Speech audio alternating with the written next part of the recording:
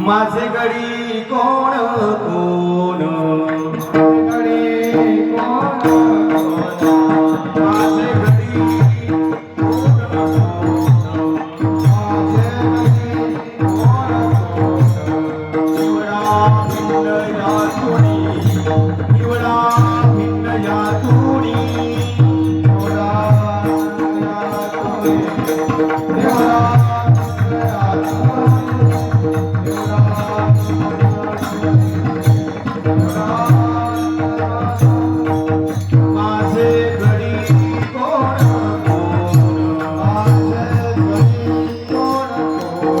माझे गडी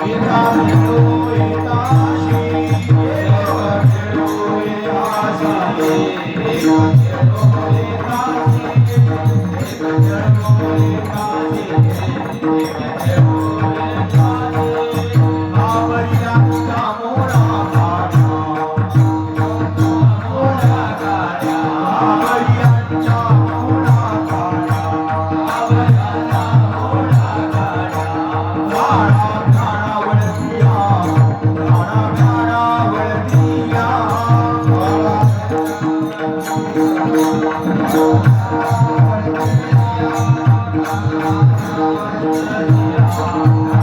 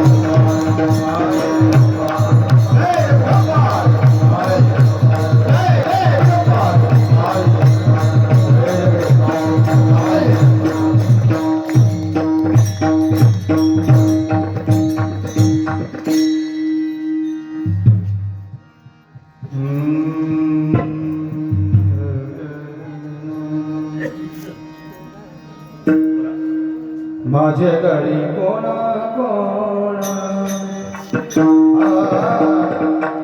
माझे घरी कोण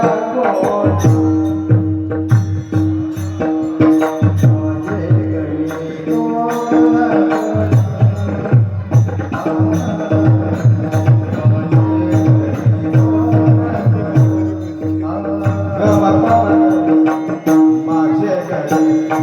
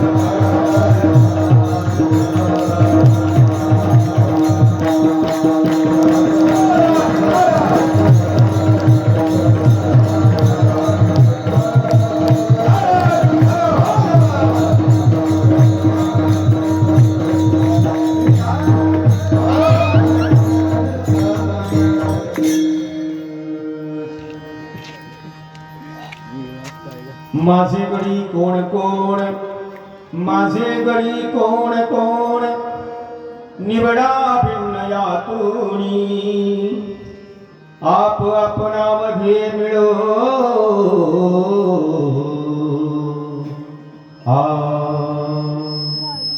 एक खेळो एकासी, घाबरियांच्या मोडा काड्या, घाबरियांच्या मोडा काड्या, धाडा भ्याडा वळतिया, आप आपणामध्ये मिळो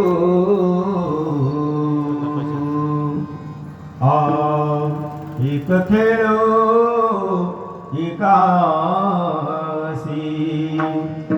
तुका म्हणे देवापाशी, तुका म्हणे देवापाशी, विटाळशी नसावी, आप आपणामध्ये मिळो एक खेळो एकासी, विठ्ठला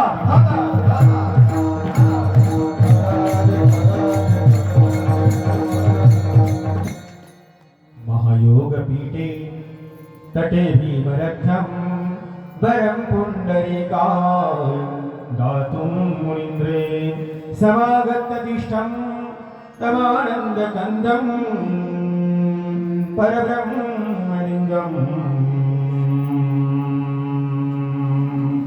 भजे पाण्डुरङ्गं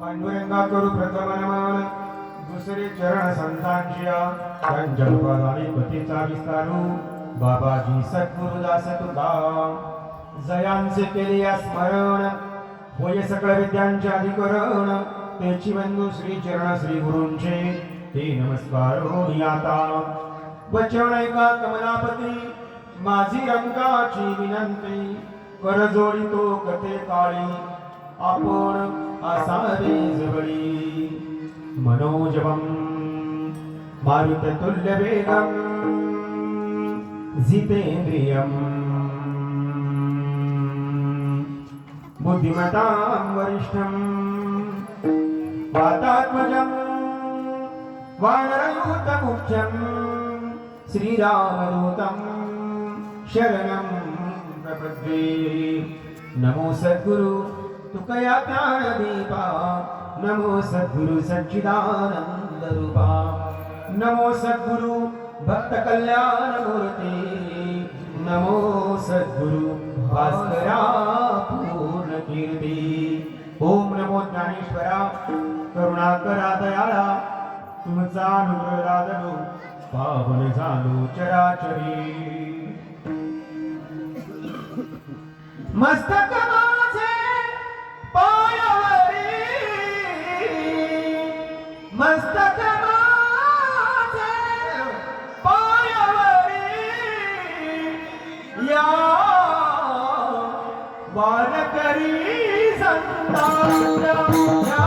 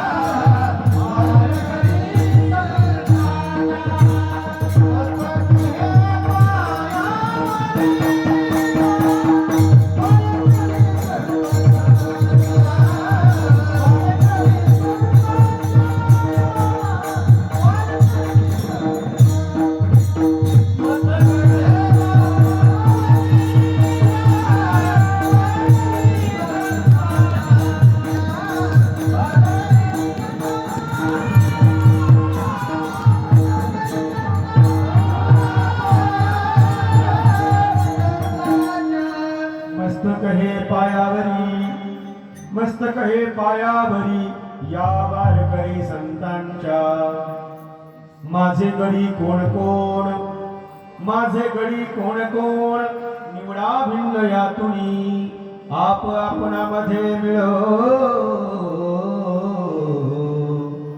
एक खेळो एकासी प्रस्तुत प्रसंगी कीर्तन रूपी सेवेकरता निवडलेला अभंग महान भगवत भक्त देवनिवासी विश्वसंत महाराष्ट्र भूषण जगद्गुरु संत शिरोमणी तुकाराम महाराज यांचा अतिशय गोड अभंग काल्याच्या प्रकरणातला अभंग आज सेवेकरता निवडलेला आहे. विठ्ठला विठ्ठला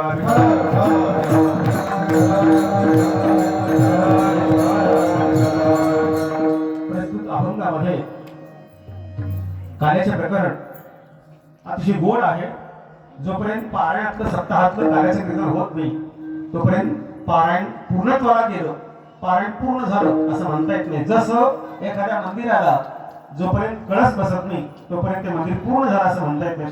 तद्वत काल्याचं कीर्तन जोपर्यंत पारायणामध्ये होत नाही कारण व्यासांनी भरपूर ग्रंथ आम्हाला तयार केलं भरपूर ग्रंथ लिहिले 18 पुराण लिहिली, सगळं 18 पुराण 6 शास्त्र सगळं लिहिलं, पण समाधान नाही झालं. समाधान का नाही झालं म्हणून नाथांना विचारलं. नाथांनी सांगितलं, जोपर्यंत तुमच्या मुखातून कृष्ण चरित्र बाहेर पडत नाही तोपर्यंत तुमच्या लिखाणाला पूर्णत्व प्राप्त होत नाही. म्हणून व्यासानी श्रीमद भागवतासारखा गोड असा ग्रंथ लिहिला, ज्याच्यामध्ये कृष्ण चरित्र फार पोतपोत भरून उरलेलं आहे. म्हणून काल्याच्या कीर्तनामध्ये कृष्ण चरित्र जोपर्यंत होत नाही तोपर्यंत सप्ताह पारायण पूर्ण झाला असं म्हणता येत नाही. विठ्ठल विठ्ठल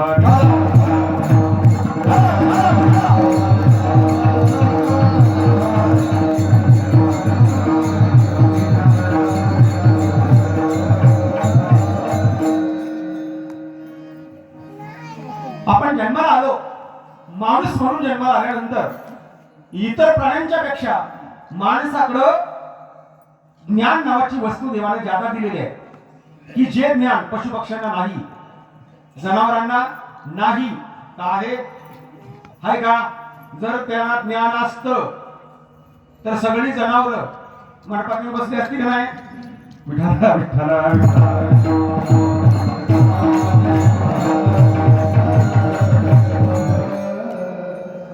त्यांना कळत नाही. कीर्तन चालू झालंय, पुन्हा पुढच्या वर्षाशिवाय नाही, हे त्यांना कळत असतं. कुणाला? माणूस सोडून बाकीचे जे प्राणी आहेत त्यांना. त्या जागेवर तुम्हाला काय घालायचं ते घाला, गाड्या जागा तुमचं तुम्ही भरा. आता त्यातनं काय काय पुण्यवान असतात, येऊन बसतात. बरं, खरंच बसतात. एका गावात असं खरंच एक पुत्र सारखंच येऊन बसायचं. त्याचं भाग्य महाराज. फक्त माणसालाच हे ज्ञान आहे की ज्या ज्ञानानं मुळात तुम्हाला जन्माला का घातलं याचा विचार कधीतरी करा. कधीतरी तुम्ही जन्माला कशा करता देवाला तुम्हाला घातलंय? देव दिला देह, तुमच्या पाठ आहे. देवाने हे शरीर, हा देह कशा करता दिलाय? भजन करण्याकरता, देवाला आपलं करण्याकरता. देवानं सगळं निर्माण केलं, फक्त माणसाला तयार केला नव्हता. गाढव, कुत्रा, मांजर सगळे प्राणी निर्माण केले आणि सगळ्यांच्याकडे देवानं बघितलं आणि देवाला कळून चुकलं की या प्राण्यांच्या मध्ये मला जाणणारा, मला ओळखणारा एकही प्राणी नाही आणि आपल्याला करमत नाही. कधीही एका माणसाला करमत नाही. करमत का? नाही करमत. तंबाखू खाणारा भेटल्याशिवाय करमत नाही. महाराजाला महाराज भेटल्याशिवाय करमत नाही, हे की नाही? गायकांना गायक भेटल्याशिवाय करमत नाही. पिणारा भेटल्याशिवाय मी चार सांगतोय. ज्याला त्याला तसं भेटल्याशिवाय करमत नाही. देवाला कर्मना एवढं सगळं निर्माण केलं, पण मला जाणणारा, माझ्याशी बोलणारा, माझ्याशी हितगुज करणारा एकही प्राणी नाही. म्हणून देवानं आवडीनं, आदरानं, मनापासून माणसाची निर्मिती केली. हे बाहुलं तयार केलं आणि त्या बाहुल्यामध्ये निज ज्ञान, देवाला ओळखण्याचं जे ज्ञान आहे ते निज ज्ञान घातलं. बाहुले मनुष्य देही निज ज्ञान घातले पाही. ते ज्ञान घातलं की ज्या ज्ञानाच्या जोरावर हे बाहुलं म्हणजे मनुष्य मला ओळखेल म्हणून देवानं तुम्हाला तयार केलं. कशा करता? देवाला ओळखावं म्हणून. आणि जोपर्यंत तुम्ही देवाला ओळखत नाही तोपर्यंत तुमच्या जन्माचं सार्थक होत. तुका म्हणे जन्मा आल्याचे सार्थक विठ्ठलची एक करिया. जोपर्यंत भगवंताला आपण करत नाही, तुम्ही कितीही कमवा, सुख मिळाले का? कोट्याने पैसा तुमच्याकडे असू द्या, सुख मिळालंय का? याच्या पुढे जाऊन बोलू, मिळेल का?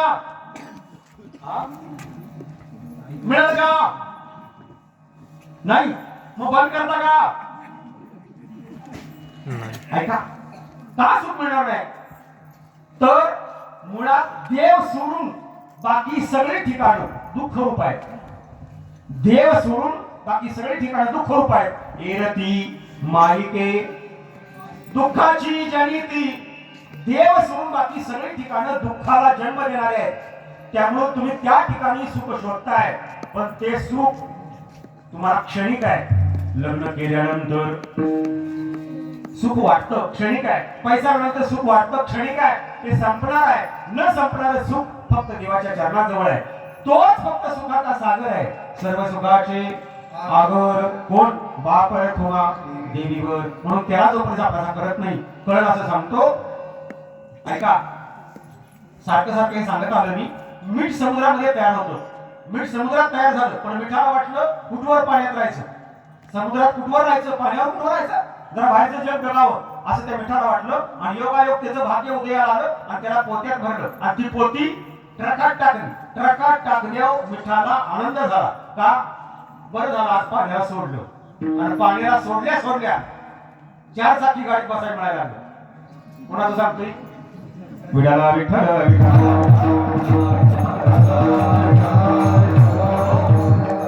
आनंद झाला. मी ट्रकात बसलो आणि ट्रकातनं हायवेनं बाहेरचं वारा खात बाहेरचं जग बघत मोठमोठ्या बिल्डिंग लखलखाट सकसकाट बघून बोललं. कोण?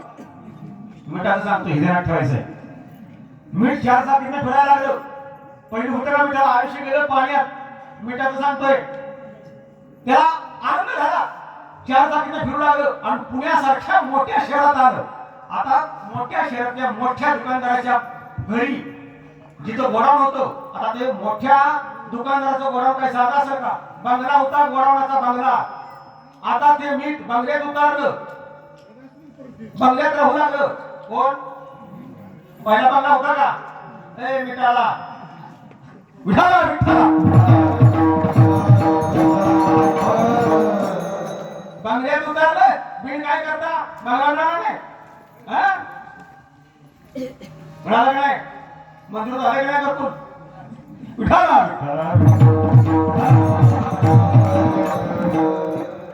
जोपर्यंत मुख्यमंत्रीच्या लाडक्या बहिणी तुमच्या बरोबर आहेत तर घालायची गरज. बंगल्यामध्ये राहू लागलं आनंदाने. 8 दिवस कुठे गेले कळाले नाही. दररोज नोकर चाकर सेवेला, अंगावर कोण घाण बसून देत नाही. फरक आहे ना? पुसायला दररोज नोकर चाकर आहेत. पुन्हा 8 दिवसानं ऑर्डर आली सातारची. पुन्हा सातारची ऑर्डर आली. सातारच्या मोठ्या दुकानदारानं दुसरी गाडी पाठवली. दुसऱ्या गाडीत बसलं मीठ. पुन्हा दररोज वेगळी गाडी. पुण्याचं सांगतोय दररोज वेगळी गाडी फिरायला. पुण्यातनं दुसऱ्या गाडीत बसलं, दुसऱ्या गाडीत पुन्हा सातारा. सातारचा हायवेला पुन्हा बाहेरचा वारा खात, बाहेरचं जग बघत, लग्नकाट छत्रकाट बघत पुन्हा 8 दिवस साताऱ्यात चाललं. साताऱ्यात सुद्धा मोठ्या दुकानदाराच्या दुसऱ्या बंगल्यात दररोज वेगळा बंगला राहायला. कुणाला 15 दिवस कुठे गेलं कळालं नाही. आणि फॉर्च्युनर मध्ये बसलं. डायरेक्ट कराड, कराडातनं पुन्हा फॉर्च्युनर मध्ये बसून डायरेक्ट मनवात आलं. वेळ नाही, मला जागेवर यायचं आहे. मनवातल्या सुद्धा मोठ्या बंगल्यात उतरलं. किचनचा मार्बलचा किचन कट्टा. आपल्याला काय कमी आहे का बांधायचं का? आता काय फरक पडतोय? मार्बलचा किचन कट्टा थपी ठेवली. आनंदात 3 आठवडे कुठे गेलं कळालं नाही. मीठ आनंदाला बेभान झालं. ह्याच्यापेक्षा वेगळं काय सुख आहे? बरं झालं पाण्याला सोडलं. पाण्याला सोडल्याशिवाय 4 चाकी दररोज वेगळा बंगला. नोकर चाकर सेवेला पहिले होतं असलं. आयुष्य गेलं पाण्यात. 3 आठवडे कुठे गेलं कळालं नाही. आणि मनवात आनंदात राहिलं. एक दिवशी गॅसवर पाणी उकळत होतं. मिठाची पुडी बाहेर काढली, फोडली, ओंजळीत मीठ घेतलं, उकळत्या पाण्यात टाकलं. जसं उकळत्या पाण्यात टाकलं तसं चटके बसू लागले. लागलं ओरडायला, मला मैत्री सोडवा, मला मैत्री सोडवा. वर सोडवा एक काम आहे. लागलं ओरडायला, मला मैत्री सोडवा. हे चटकं सहन होत नाही. त्यापेक्षा पहिलं बरं होतं पाण्यात होती. ही चटकं सोसण्यापेक्षा ते बरं होतं. कुठं दुर्बुद्धी सुचली? ही असंच आहे. लय आशा केली असं चटकं बसणार आहे. मीठ लागलं ओरडायला. जुनं मीठ शिल्लक होतं. ते जुनं मीठ नवीन मिठाला म्हटलं. आम्ही बी सोसलंय, तुला पण सोसायलाच लागणार. पण तुझं नशीब चांगलं असलं तर आजच्या दिवस सोस, उद्या कदाचित तुझं नशीब चांगलं असलं तुला उद्या सुख मिळेल. ते म्हणा नक्की मिळेल का?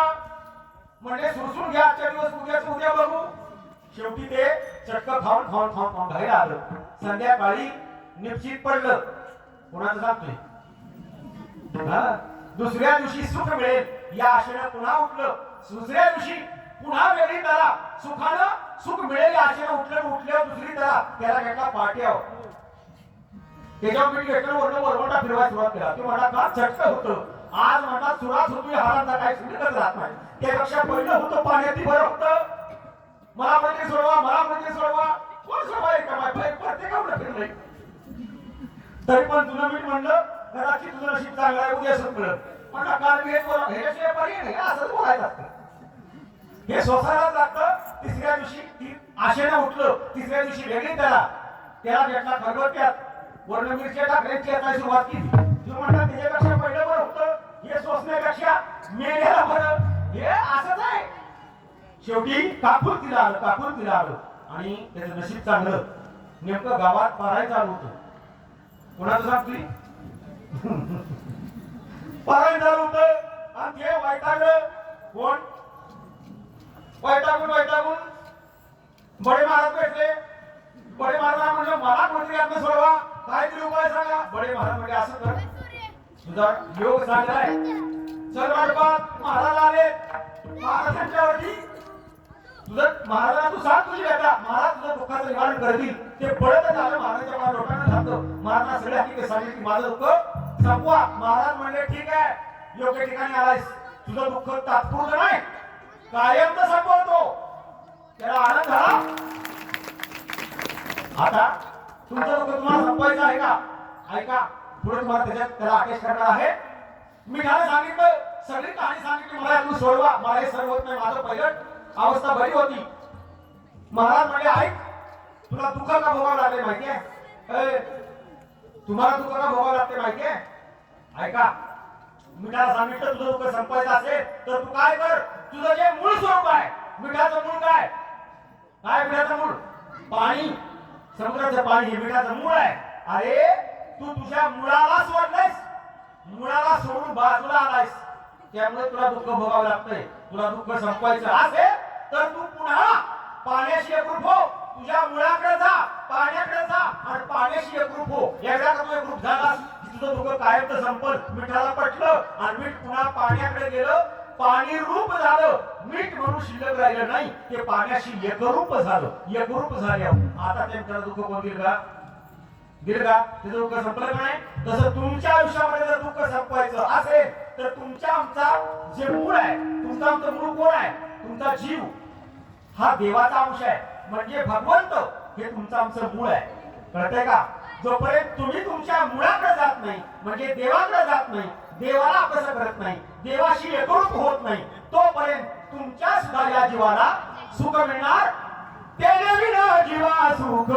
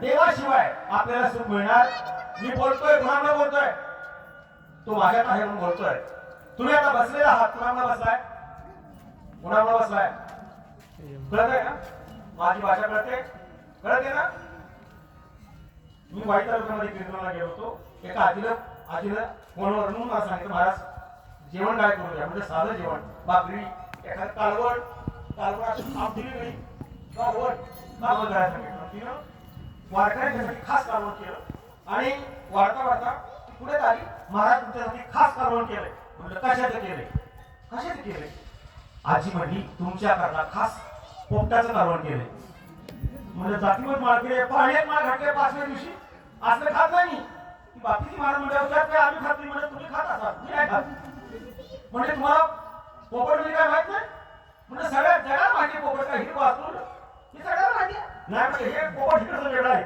म्हणजे कसं वेगळं आहे मग त्या वारकऱ्याने आजीला सांगितलं आजी पळीतनं पोपट वर काढा महाराजांना दाखवा म्हणजे महाराजांना कळेल त्या आजीने पळीतनं पोपट वर काढलं आणि मी बघितलं ते होतं पावटं त्या भागात पावट्याला पोपट वगैरे मला म्हणलं तेवढं पोपट असेल मला सगळं काढा विठ्ठला विठ्ठला.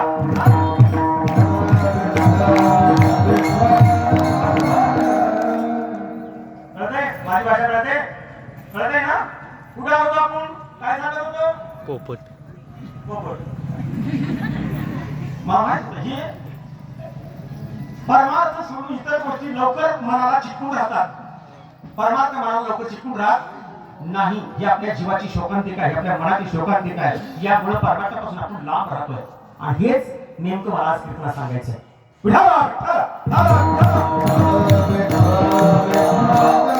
बोलतोय तुम्ही बसलाय कोणामुळं. तो तुमच्यात आहे म्हणून बसलाय. बरोबर नाही. संध्याकाळी झोपल्यावर श्वास कोण घेतोय.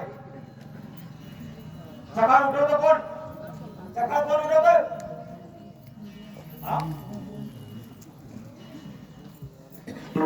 आई उठवती म्हटला. बरं आहे बरं आहे. एका गावात म्हणला ती उठली मग तरुण म्हणे काय बोला सांगता येत नाही. उठवणारा भगवान परमात्मा आहे. तो आहे म्हणून आपण आहे. तुमच्यामध्ये आहे म्हणून तुम्ही बसलाय. जर तो नसता तर तुम्हाला आपणाला बसाय सुद्धा येत. ती कोण बसवायला लागतं. आत्मा निघून गेलो कधी म्हणतात मी ती कोण बसतो. त्याच्याकडे तेवढी ताकद राहत नाही. कळतंय. मग तो आहे म्हणून आपण आहे. बरोबर आहे. चालेल श्वास प्रत्येक क्षण त्याच्यामुळे जगतोय. एका दिवसात 24 तासामध्ये 21,600 श्वास देव तुम्हाला देतोय. किती. 21,600 श्वास एका दिवसात देव देतोय. देतोय का नाही. मग त्याच्या बदल्यात तुम्ही किती त्याचं नाव घ्यायला पाहिजे. 21,600 देतोय. त्याच्या बदल्यात किती घ्यायला पाहिजे. नाव किती वेळा घ्यायला पाहिजे. घेतो का आपण. आपल्याला काहीतरी वाटायला पाहिजे का नाही. ज्या पाहुण्याने लाखभर रुपये मदत केली तो पाहुणा त्यानं बँकेची जप्ती टळली. तो पाहुणा स्टँडवर भेटल्यावर तो आत्महत्या त्याला फोन केला पाहिजे नाही. नाश्त्याला या जेवायला म्हणा पाहिजे नाही. तुम्ही महिन्यात किती वेळा त्याला घरी बोलता जेवायला. 21,600 दररोज देतोय. देतोय नाही. रविवारची सुट्टी आपण घेतो. त्याने घेतल्या का.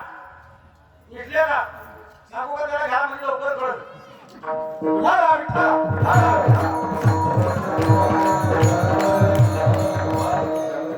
तो आहे म्हणून आपण आहे. म्हणून जोपर्यंत त्याची ओळख मला होत नाही तोपर्यंत या जीवाला सुख मिळणार नाही. तेने विना जीवा सुख नाही. आणि हे कळण्याकरता हे शरीर मिळाले. कळलं का. हे कळण्याकरता माणसाचा जन्म आहे. तुमच्या आतमध्ये जो देव आहे ना जीवरूपान भगवान कृष्ण म्हणतात हे सगळे माझे अंश आहेत. ममाई माणसो जीव होते. तुमच्या जीव हा देवाचा अंश आहे. म्हणजे एका अर्थानं तुम्ही कोण आहात. देव आहात. तुम्ही कोण आहात. देव आहात.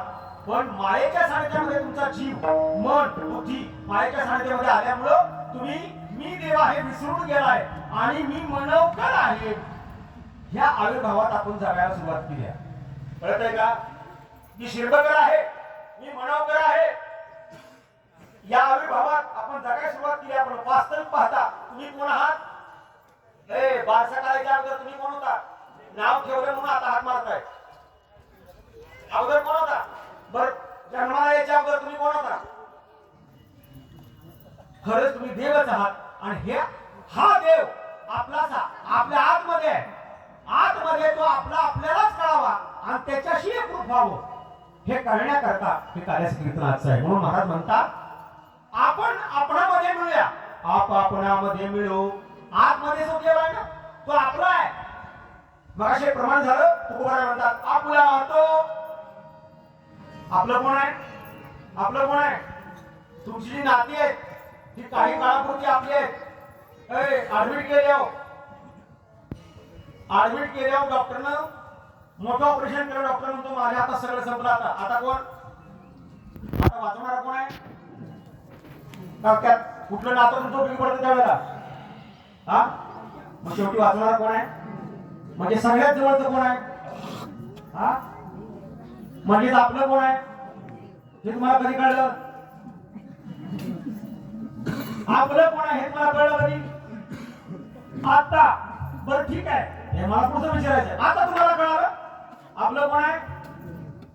बरं इथून पुढं दररोज कळलं का. बरं तुम्ही देव आहात एवढं तरी कळालंय. तुम्ही देव आहात एवढं तरी कळालंय. मग आजपासून देवासारखं वागायला हा? तुम्ही बोलत नाही हो. प्रत्येकाला 200 रुपये द्यायचे, पण बोला.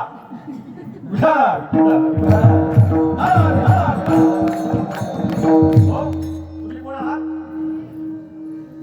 तुम्ही देव आहात याची जाणीव, याची आठवण तुम्हाला आजपासून दररोज प्रत्येक क्षणाला जर झाली तर खऱ्या अर्थानं तुमच्या जन्माचं सार्थक झालं. विठ्ठल विठ्ठल. आणि हेच कळायचंय, आपल्यामध्ये जो आतमध्ये येतो, आपण त्या आपल्या त्याशी एकरूप व्हायचं आहे आणि त्याच्याबरोबर खेळायचं आहे. आपणामध्ये मिळो, एक खेळो एकाशी. या दुनियेला चालवणारा एकच आहे, या दुनियेचा मालक एकच आहे. त्या एकाबरोबर खेळायचं आहे आणि एकाबरोबर खेळायसाठी त्याने जन्माला घातलंय. आपण बाहुली बरोबर खेळत खेळत संपलो. विठाला विठाला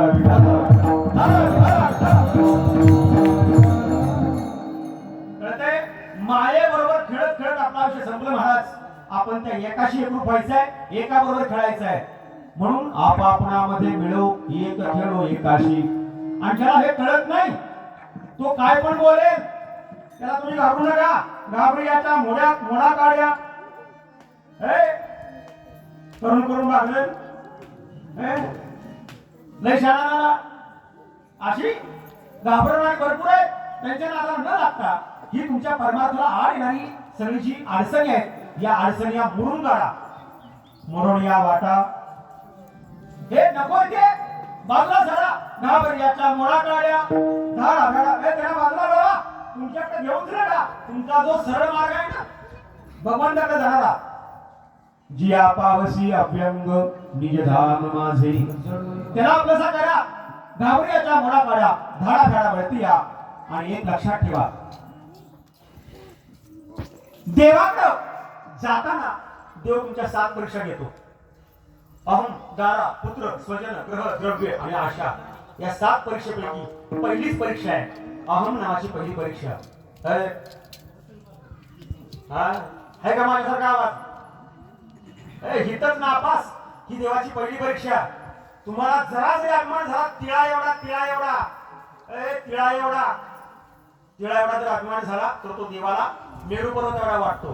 तिळ मात्र जरी होय अभिमान, मेरू तो समान भार देवा. देवाला तो भार वाटतो. अहंकार, आणि अहंकार ज्याला लागलेला आहे, अहंकारानं जी विटाळल्यात. इथं तुका म्हणे देवापाशी विटाळशी नसावी. अहंकाराचा विटाळ ज्याला झालाय ना, देव त्यांना बाजूला करतो. देव त्यांना जवळ येऊन देत. काय बाजूला करतो? त्याला विटाळलंय की अहंकाराने विटाळलंय. म्हणून अहंकार ज्याला झालाय त्याला देव बाजूला केल्याशिवाय राहत नाही.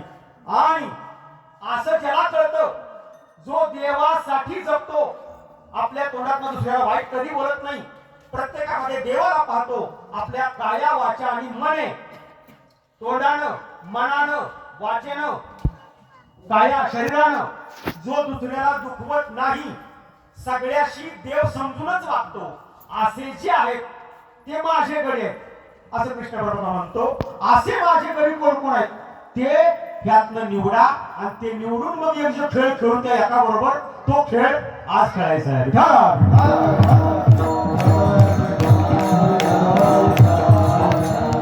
आपण आता सरळ सरळ अर्थ तुमच्यासमोर मांडलेला आहे.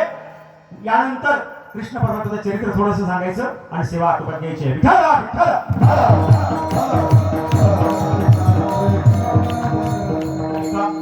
मला वाईट वाटतं, आपण सगळे परमार्थ करतोय.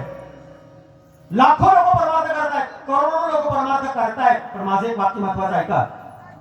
जे माझे गुरुनी मला जे शिकवलं ते माझे वडील असतील, हरिभक्त परायण ज्ञानेश्वर माऊली शिरमेकर असतील, माझे गुरु संतवीर योग मित्र भंडारच्या कारकडे असतील, भगवान मात्राकडे असतील, आमचे किरपेकर दाते असतील. जी काही लोक माझ्या आयुष्यामध्ये आली, ज्यांच्याकडून मला ज्ञान मिळालं, त्या ज्ञानाच्या जोरावरती एक वाक्य बोलतोय. क्षमावापर बोलतो, कानाला हात लावून बोलतो. मी माझ्या या जीवनामध्ये वडिलांच्या सानिध्यामध्ये सुद्धा बाहेर भरपूर फिरलो, त्यांच्या नंतरही फिरलो. माझं फार मोठं भाग्य आहे की त्यांच्यामुळे मला हे शिक्षण मिळालं. त्यांच्याकडे बघत बघत हे शिक्षण घेत मी मोठा झालो. माझी शेवटची इच्छा आहे हे चिंतन करत करत राम म्हणता राम जाओ माझा प्राण, शेवटचा क्षणापर्यंत माझ्याकडून हा परमार्थ चालू राहावा. एक सांगतो, आपण सगळेजण परमार्थ करतोय.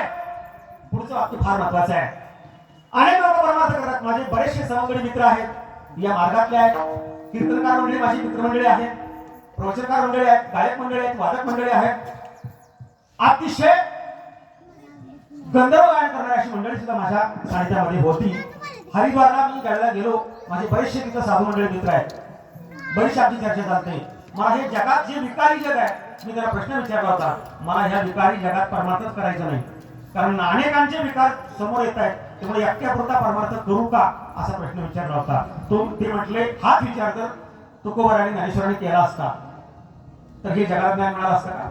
म्हणून तुम्ही असं, हा जरा स्वार्थी परमार्थ, हा नुसता स्वार्थी परमार्थ करायचा नाही. आपल्या एकट्याचा उद्धार नाही करायचा, बाकीच्यांच्या करता आपलं ज्ञान तुम्ही पडलं पाहिजे. म्हणून एक सांगतोय का, आपण परमार्थ करतोय, अनेक लोक परमार्थ करतायत, पण माझी एकच इच्छा आहे, हात जोडून विनंती करतो, तुम्ही नुसतं परमार्थ करू नका, तर परमार्थ जगा.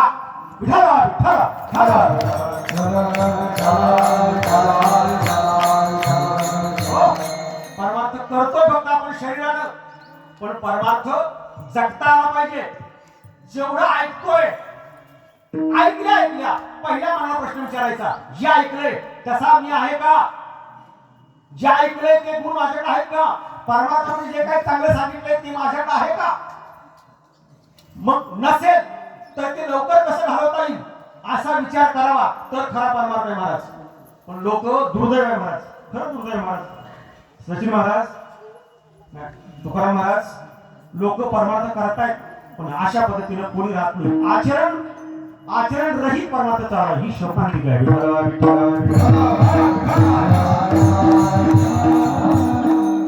हे खरं कळावं तर परमार्थ सिद्धीला जातो. देव कोणाची वाट पाहतोय महाराज? देव जवळ घेताना या 7 परीक्षा घेतो. अहंपणा पहिला बाजूला गेला पाहिजे. ज्याचा निमाला अहंकार होतो, माझे स्वरूप साचारू, अहंकार दूर जाणो, कोणालाही कोणत्याही प्रकारे न दुखवणं, आणि प्रत्येकामध्ये जे जे भेटे भूत ते मानिचे भगवंत, यालाच भक्ती म्हणतात. हा भक्ती योग निश्चित जाण माझा कृष्ण परमात्मा, याला भक्ती म्हणतात. आणि हे सोडून बाकीचं नुसतं सोंग आहे. असा परमार्थ तुमच्याकडून व्हावा ही तळमळ आहे. आणि हे करण्याकरता हे शरीर आहे, आणि याच शरीरामध्ये तो परमार्थ आपला करता येतो, हे ज्ञान आपल्याला करता येतं. म्हणून असे जे आहेत ते माझ्या घरी कोण कोण आहेत, ते अशी माणसं वेगळी आहेत, फार वेगळी आहेत माणसं. थोडक्यात असं वागणं हाच परमार्थ आहे. मग तुम्हाला नाही टाळ वाजवताना तरी चालतं. काय माणसं टाळणे वाजवत आहेत, पण आचरण एवढं गोड असतं, आचरण एवढं शुद्ध असतं की माझ्यासारख्या महाराजांनी त्यांचे पाय धुवावे. अशी बरीचशी माणसं आहेत जगतामध्ये महाराज. आचरण शुद्ध आहे. अशा पद्धतीने परमार्थ जगाला दाखवण्याकरता परमार्थ नसावा. आपला परमार्थ देवाला आवडणारा परमार्थ असावा. आवडे देवासी तो तसा परमार्थ असावा. आवडीने भावे अशा पद्धतीने देवा चिंतन एकरूप भाव देवाशी, आणि हे करण्याकरता हे मनुष्य जन्म आहे. याच देहामध्ये करता येतं. फार गोड आहे. या अभंगामध्ये जेवढं सांगावं अध्यात्म कमी आहे, पण या कार्याच्या कीर्तनाचा नियम आहे. कार्याच्या कीर्तनामध्ये भगवान कृष्ण परमात्म्याचं चरित्र वर्णन करायचं, फक्त उच्चार करायचा, तसं वागायचं. आता देवाला भरपूर ठिकाणी चरित्र केलंय. मथुरेमध्ये केलं, गोकुळामध्ये केलंय, हसनापुरात केलेलं आहे, दिल्लीमध्ये केलेलं आहे, बऱ्याच ठिकाणी द्वारकेमध्ये केलेलं आहे. पण या सगळ्यापैकी फक्त गोकुळामध्ये जे चरित्र केलंय, चरित्र ते उच्चारावे केले देवे भोपुळे, केले देवे भोपुळे, केले देवे भोपुळे, केले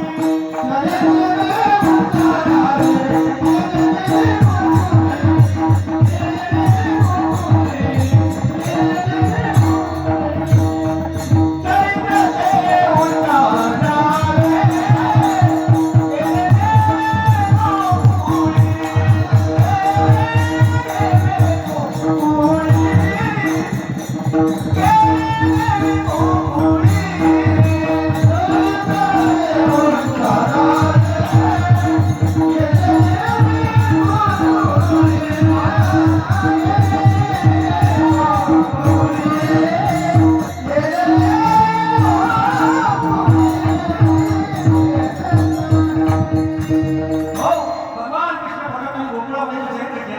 त्या चरित्राचं वर्णन करायचं. कृष्ण चरित्र फक्त ऐकायचं, उच्चारायचं, फक्त ऐकायचं. कसं वागायचं? कृष्ण चरित्रासारखं वागायचं, नाहीतर बरीच माणसं आपल्या जीवनात देवाचा दाखला देतात. 16,108 देवाच्या पत्न्या किती? 16,108. मग आम्ही काय फरक पडतो? देवानं 12 गावे आज्ञा केल्या, आपल्याला अगरबत्तीसारखा सर्व होत नाही. देवाची बरोबर करायची नाही. वागायचं असेल, तुम्हाला जर वागायचं आहे ना, तर प्रभू रामांचं जीवन डोळ्यासमोर घ्या. हे 2 अवतार, 10 अवतारामध्ये राम आणि कृष्ण हे 2 अवतार परिपूर्ण अवतार आहेत. रामाचं चरित्र नुसतं ऐकायचं नाही, तसं वागायचं. कृष्णाचं चरित्र फक्त ऐकायचं, तसं वागायचं. त्या दोन्हीमध्ये एवढा फरक आहे. एक अष्टमीला जन्माला आले, कोण? कृष्ण परमात्मा. आणि प्रभू राम 9मीला जन्माला आले. एक रात्री 12 वाजता जन्माला आले, एक दिवसा 12 वाजता जन्माला आले. दोघांच्या नावामध्ये एवढा फरक आहे. एखादं चरित्र चंचल आहे, फार चंचल आहे, इतकं चंचल कृष्णांचं चरित्र, भगवान कृष्ण प्रभूंचं चरित्र फार चंचल आहे. आणि प्रभू रामांचं चरित्र अतिशय शांत. एवढा फरक आहे. आणि आणखी परत सांगू पुढचा, दोघांची नुसती नाव बघा कसे. एकाचं नाव अगदी सरळ आहे, अजिबात जोडाक्षर नाही. राम सरळ आहे, हाय का जोडाक्षर. आणि एकाच्या नावात जोडाक्षर आहे, दुसरं काहीच नाही, सगळं जोडाक्षर. कृष्ण सगळं आहे का? एकाचं नाव अगदी सरळ, काय नाव आहे का? जोडाक्षर आहे का कुठं? इतका फरक आहे. आणि एकाचं नाव सगळं जोडाक्षर, अजिबात कुठं सरळ नाही, आहे की नाही? फार फरक. एक अष्टमीला जन्माला आले, एक 9मीला जन्माला आले. आणि जे अष्टमीला जन्माला येतात ते चंचलच वागतात, जे 9मीला जन्माला येतात ते शांतच वागतात. कळत नसेल तर कळलं असं सांगतो. एकदा हाताने टाळी वाजवा.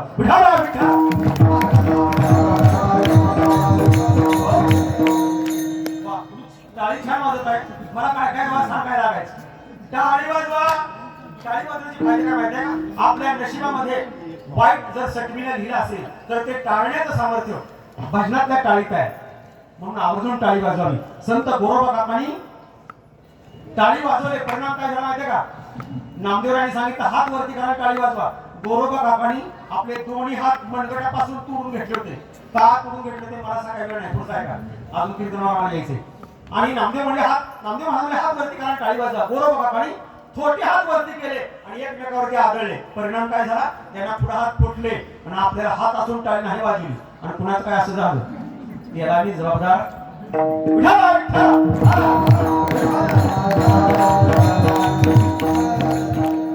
आणि टाळी वाजवताना हळू नाही वाजवायची, असं नाही. हे हाताला झिंझिने आले पाहिजे, अगदी जोरात. वा, भजनात वाजवायची.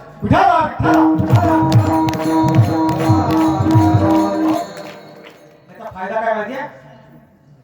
नशिबातलं वाईट टळतंय, हा एक फायदा आहे. पण आध्यात्मिक दृष्ट्या हा फायदा झाला. विज्ञानाच्या दृष्टिकोनातून याचा फायदा काय? मी एका शाळेमध्ये शिक्षक म्हणून काम करतोय. हे तुम्ही शाळेत जाता? एक प्रश्न विचारू? आता हो म्हणा, काय होतंय? पहिलं बोल मला फटाफट ना.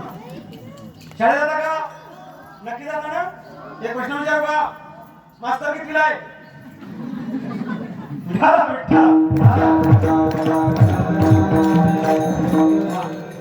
तुम्हाला विज्ञान आहे का? विज्ञान, सायन्स नाही म्हणते, सामान्य विज्ञान आहे का नाही? शाळेत विज्ञान असं होत नाही. त्या विज्ञानाच्या दृष्टिकोनातून टाळी वाजवण्याचा फायदा काय? ऐका, आपल्या शरीरातले सगळे पॉइंट तळहातावरती असतात. हे जे उंचवटे आहेत ना, हे उंचवटे जर असे दबले तर इथून दबल्यानंतर इथून याच्या शिरा, नसा आतमध्ये हृदयापर्यंत, किडनीपर्यंत जातात.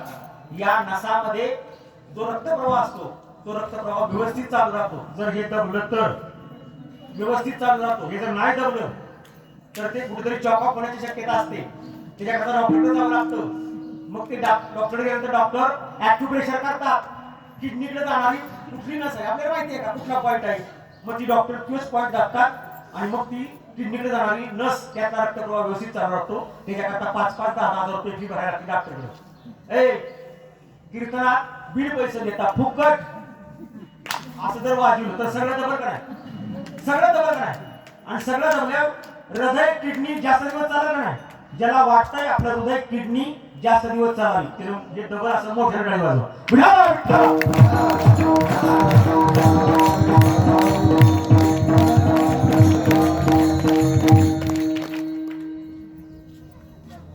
मी दोन कामं सांगितली एक हाताने टाळी मुखाने नामस्मरण टाळी वाजली पण तोंड बंद राहील ह्याला काय करायचं मुखाने नामस्मरण पण बंद करायचं आहे जगद्गुरु तुकोबांची सासू भजन न करण्यामुळं गाडगी झाली होती माझ्या पत्रात काय तुम्हाला सगळ्यांना माहिती आहे तुकोबांची सासू ज्यावेळेला घरी यायची त्यावेळेला पहिलं पण भेटायचं मुलगी घरात मुलगीला भेटायला यायची पण पहिलं महाराज भेटायचं पडवीत सोप्यात आणि महाराज नेमकं म्हणायचं मामी भजन करा तुमचं तुम्हीच करा तुम्हाला क्या लागले तेवढं बाद झालं मामीने ऐकलं नाही आणि शेवटी मामी मिली आणि मेल्या 5-6 वर्षांना महाराज पुन्हा भजन करत बसले पुढे गाडवीन आली उकिरड्यावर गाडवीन होती महाराजांचं सर लक्ष केलं गाडवीकडं आणि तिने ओळखलं ही गाडवीन साथी सुधी नाही ही आपली सासूच आहे हे त्यांनी ओळखलं आणि बायकोला हात मारली आवले आईला भेटायचं का तुझ्या म्हणजे मी 5-6 वर्षांना आता कशी भेट तुला भेटायचं का तू बाहेर आली म्हणजे समोरची दिसत्या काय राग आला माझ्या आईला तुम्ही गाडी म्हणताय मला पटत नाही तुला पटत नाही तिच्याकडे बघून एकदा आई हात मार बघ पडत तिच्या का नाही आणि आई म्हणून हात मारले आली पडत तर गळ्यात काढा टाकला रडायसोबत मग कळाला आपली आई गाडी झाली पहिला प्रश्न विचारला माझ्या आई मला का गेली तिथं एकच कारण महाराज म्हणले आईला सांगायचं मामी भजन करा पण मामीने ऐकलं भजन न करण्यामुळं आता माझं कर्तव्य आहे तुम्हाला सांगणं भजन करा हाताने गाडी मुखाने नामस्मरण नाही केलं तर काय होते झालेलं सांगितलं पुढे काय होईल मला माहित नाही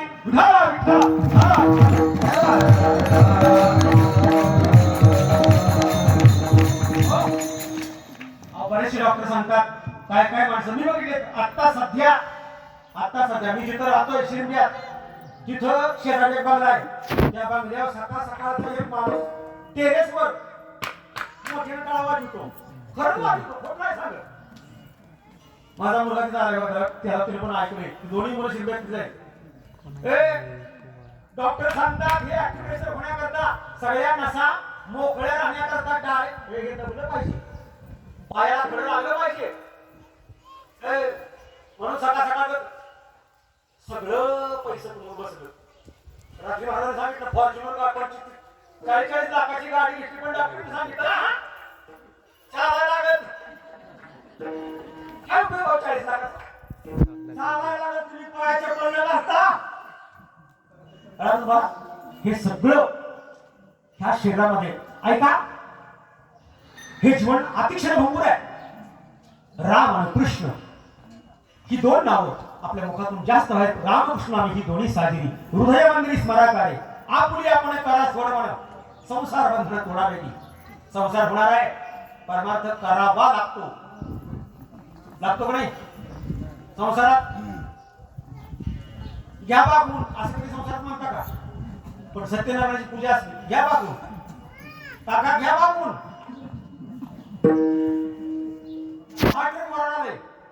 नवरा मुलगा सजलाय बायकोच नाही आली ते म्हणता का घ्या बागून परमार्थात घ्या बागून संसारात नाही रील काढी पण ती करणारच संसारात मात्र आवर्जून करतो आपण तसा परमार्थ आवर्जून मनापासून करायला पाहिजे आणि हे महत्वाचं आपल्याला कळायला पाहिजे रामकृष्ण नाम ही दोन अक्षरे एवढी गोड आहेत बघा दिवसा आता अष्टमी कशी चंचल आहे कृष्ण परमात्मा अष्टमीला जन्मला अष्टमी कशी चंचल आहे कळण्याकरता सांगतो कितीला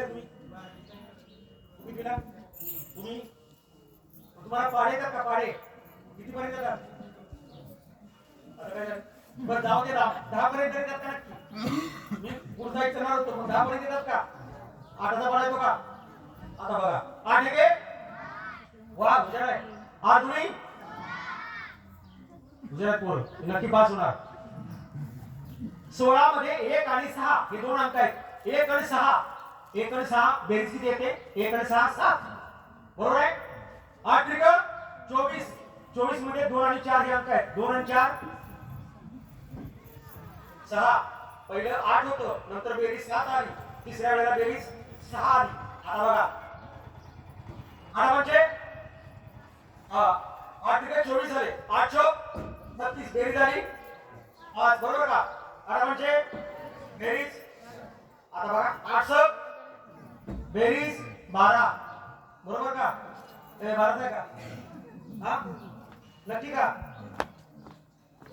8 48 बेरीज 8 7 56 बेरीज 11 बरोबर का? 8 8 64 बेरीज 10 8 9 72 बेरीज 9 8 80 बेरीज 8 बेरीज सारखी बनवते का नाही? पहिली 8 आली पुन्हा 7 6 5 4 पुन्हा 12 11 10 अशी बेरीज सारखी बदलली म्हणजेच 8 हा आकडा सारखा बदलणार आहे. म्हणून अष्टमीला जी जन्माला येतात ती फार चंचल राहतात. आता 9 कसं शांत आहे बघा. अष्टमीला कृष्ण जन्माला आले त्यामुळे चंचल.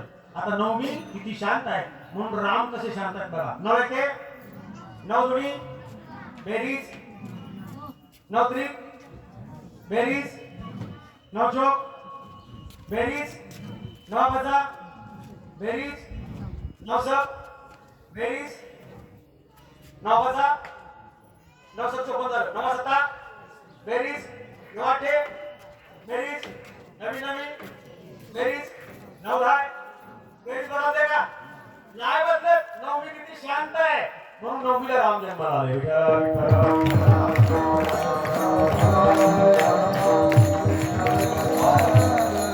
भगवान कृष्ण परमात्मा यांनी त्यांच्या जीवनामध्ये अनेकांचा रूप फेडण्यासाठी अवतार धारण केला.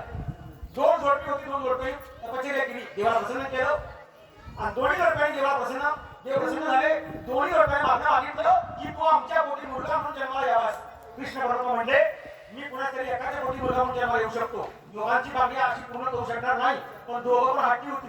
दोघं म्हणजे आम्हाला काय माहित नाही आमच्या दोघांच्या पोटी मुलगा म्हणून जन्माला यावंस. तेच नंद आणि यशोदा वसुदेव आणि देवकी. ही अगोदरच्या जन्मात कोण होती मला सगळं सांगायला वेळ नाही. अगोदरचं काय चरित्र होतं मला सांगायला वेळ नाही. दोघांच्या पोटी दोघांचा ऋण फेडण्यासाठी अनेकांचं ऋण फेडण्यासाठी ही अगोदरच्या जन्मात द्रोण वसू होता. अष्टवसूपैकी एक तो पुन्हा अवतार घेतला वसुदेव. असे अनेक वाक्यचरित्र श्रीमद भागवतामध्ये वर्णन आले आहे. पुन्हा ज्या दिवशी भगवान परमात्मा इतकं गोड आहे चरित्र सांगाय कमीत कमी घड्याळी 4 तास लागतात. 60 मिनिटात 1 तास असे 4 5 तास लागतात. पण मला 10 मिनिटांमध्ये उठायचं आहे. ऐका. मथुरेचा राजा कंस याची लाडकी बहीण देवकी हिचं वसुदेवांच्या बरोबर लागलं. वसुदेवांची मिरवणूक काढायची ठरली. स्वतः कंस रथ चालवतोय आणि चौकामध्ये मिरवणूक आली आणि मिरवणूक थांबल्याबरोबर आकाशामधून आकाशवाणी झाली. अरे कंसा ज्या बहिणीचं थाटात लग्न लावतोयस याच बहिणीला 8 मुलं होणार आहेत आणि या बहिणीचा 8वा मुलगा त्याच्या हातून तुला मारावा लागणार आहे. तो मुलगा तुला मारणार आहे अशी आकाशवाणी झाली. आता तो राक्षसच आहे. त्याने विचार नाही केला. म्हणला जर बहिणीला होणारी मुलं जर मला मारणार असतील तर मुलं व्हायच्या अगोदर जर बहिणीला या जागेवर जर मारली तर मुलं होती का तिला? कमरेची तलवार उपसली आणि बहिणीवर वार करणार एवढ्यात नवऱ्याचं कर्तव्य बायकोचं रक्षण करणं. वसुदेव उठले हात धरला. क्षमा करा आम्हाला जीवदान द्या. आम्हाला जी मुलं होती तुमच्या स्वाधीन करून लहानपणातच पण आम्हाला जीवदान द्या. कंसात ते पटलं. लोकांना बंदिशाळेमध्ये ठेवलं, तुरुंगामध्ये ठेवलं. पायामध्ये बेड्या, साखळदंड, हातामध्ये बेड्या, बाहेर कुलपावली, पहारेकरी उभे केले असा कडेकोट बंदोबस्त लोकांना बंदिवासामध्ये ठेवलेलं आहे. काळ गेला. आज ठराविक काळ गेल्यानंतर पहिलं मूल झालं. पहारेकरांनी बातमी सांगितली महाराज तुमच्या बहिणीला पहिलं मूल झालेलं आहे. कंस विचार करतोय मला मारणारा 8वा आहे. पहिलं मूल माझा काय घात करणार नाहीये त्यामुळे पहिल्या मुलाला मारायची गरज नाही असा विचार केला. तेवढ्यात नारद महर्षी आले. नारायण आणि जिथं नारद येतात तिथं काय होतं? नारदाला होतं काय जे तुम्हाला माहिती आहे तेच. भांडणाशिवाय फळ लावल्याशिवाय दुसरं काय होत नाही. नारद आले. नारदाने हे कंसाला सांगितलं अरे कंसा तू जो विचार करतोस तो चुकीचा आहे. कारण ज्याला तू 8 वेळा मारणार आहेस तो 8वा फार चतुर आहे. चतुरा तो शिरोमणी फार चतुर आहे. फार मायक आहे. तुला फसवील. अरे ओळीने 8 मुलं जर उभी केली आणि डावीकडून उजवीकडे मोजत आलं तर उजवीकडचा 8वा येतो आणि उजवीकडून डावीकडे मोजत आलं तर डावीकडचा पहिला 8वा येतो का नाही? फसविलय. कृष्ण लय चतुर आहे. तुला फसवील. पहिला सुद्धा 8वा असू शकतो. मारून टाक. कंसाला ते पटलं. का पटलं? मूर्खांना वाईट गोष्टी लवकर पटतात. विठाला विठाला विठाला पहिलं मूल मागून घेतलं. आता ते कोवळं मूल त्याचे पाय धरले. आता तो राक्षसच आहे पाय धरले गरगात फिरवलं आणि दगडावरती आपटलं. अशी देवकीची 6 मुलं मारली. किती? 6 मुलं मारली. ही 6 मुलं का मारली याला कारण काय? तर ही 6 मुलं अगोदरच्या जन्मात एका राक्षसाची पोरं होती. त्या राक्षसाचं नाव आहे कालनेमी. त्या कालनेमी राक्षस कोणा जन्म घेतला? महाबलाढ्य राक्षस कालनेमी. त्याची 6 मुलं, पण ती मुलं चांगली निघाली. त्या मुलांनी राक्षस कोणा जन्म घेतला पण भक्ती केली देवाची. आणि हे त्या बापाला कळलं. बापाला राग आला, राक्षस कोणा जन्म घेतला आणि माझा वैरी देव त्याची भक्ती केली. आणि त्या 6 जणांना तिने शाप दिला, पुढच्या जन्मात माझ्या हाताने तुम्हाला मारेल असा शाप दिला. तोच कालनेमी राक्षस तोच म्हणून जन्माला आला. आणि ती 6 मुलं देवकीच्या पोटाला घातली. जी लेकरून त्याची आकृती आपल्या आयुष्यात जे घडतं त्याला पूर्व काहीतरी कारण असतं, पण आपल्याला माहित नसतं. त्यामुळे दुःख वाटतं. विठाला विठाला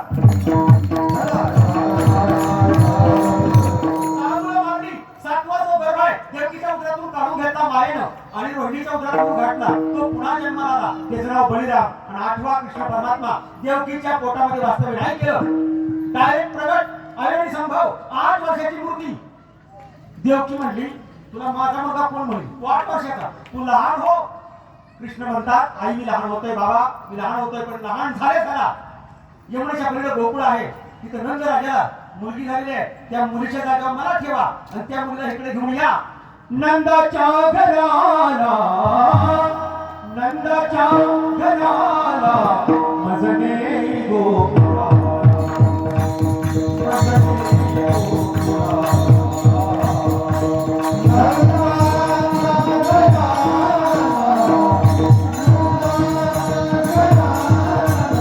मजने गोकुळा.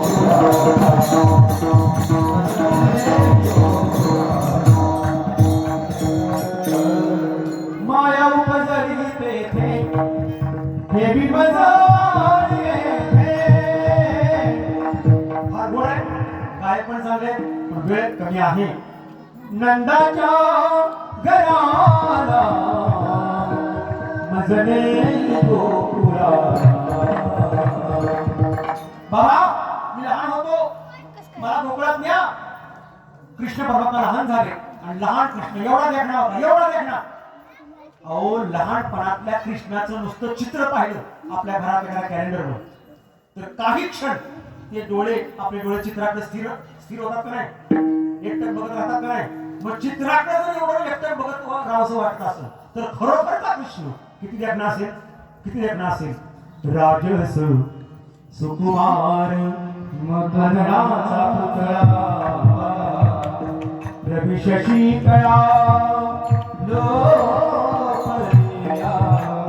राजस सुकुमार इतका गोड आहे. भगवान परमात्मा एवढा देखणा, एवढा देखणा आहे. पांडुरंग कांती दिव्य तेज जगती, रत्नकिळ भागती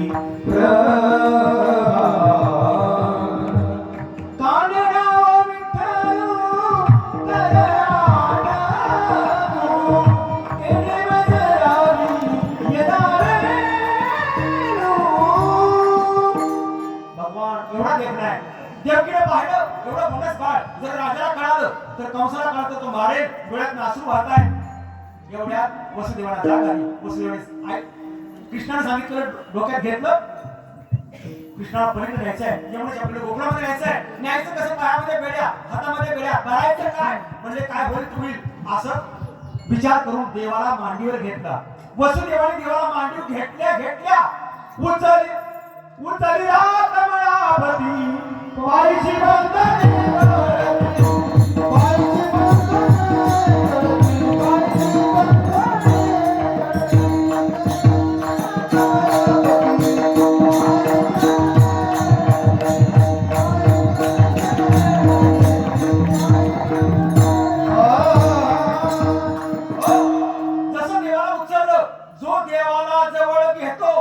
वसुदेवाने सांगते.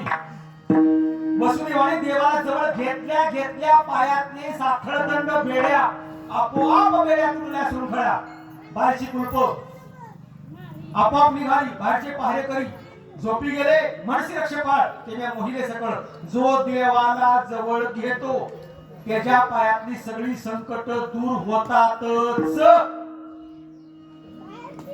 तुम्ही दिल्लीत नाही म्हणून बघा, पडले का कधी कमी खायला आहे का? जो देवाला जवळ आमचं तुम्ही 8 दिवस मंडपात येत आहे का? चहाला कमी आहे का? दुधाला कमी आहे का? नाश्त्याला कमी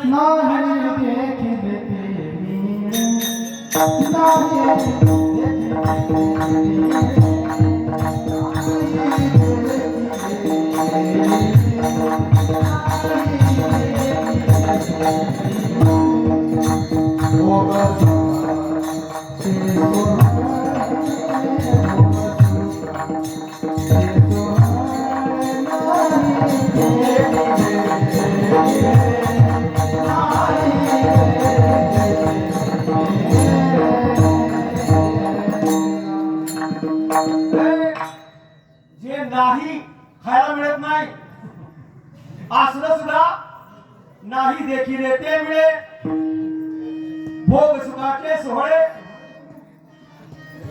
पारण्याच्या पंक्तीला एक नाव आहे, काय? कुठली बघत म्हणजे जेवायला बसणारे कोण आहेत?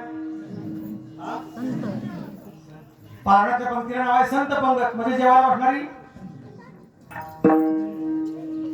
हे संत ही पदवी तुम्हाला पारायण पंगत सोडून दुसरी कुठे मिळते का? पंचपक्वानाचं जरी जेवण असलं तरी तुम्हाला संत म्हटलं जात. बस आदरानं तुम्हाला या संत मंडळी या. ही ताकद परमार्थात आहे महाराज. परमार्थात काही कमी पडत नाही, काही कमी पडत नाही. जो देवाला जवळ घेतो त्याची सगळी संकट दूर होतात.